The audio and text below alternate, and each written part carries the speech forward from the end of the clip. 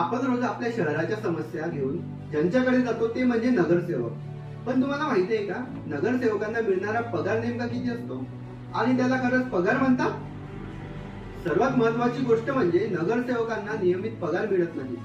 त्यांना त्यांच्या कामासाठी आणि खर्चासाठी मानधन दिले जाते. हे मानधन राज्य सरकार निश्चित करते.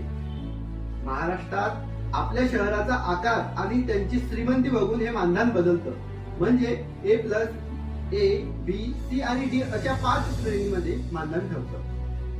आकडेवारी बघायची झाल्यास मुंबई सारख्या A+ कॅटेगरीसाठी सुमारे 25,000 रुपये दर महिन्याला मिळतात.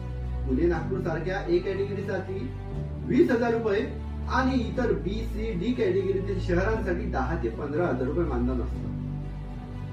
पण हे पैसे कशासाठी? हे मानधन त्यांना स्टेशनरी, फोन बिले, प्रवास खर्च आणि आपल्या वार्डातील कामांसाठी लागणाऱ्या तात्काळ खर्चासाठी दिले जाते.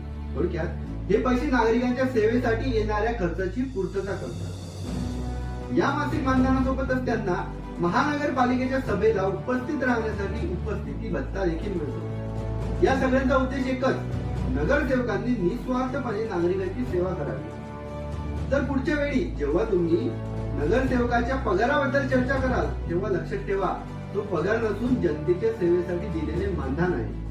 ही माहिती आवडल्यास नक्की शेअर करा आणि चॅनलला सबस्क्राईब करायला विसरू नका.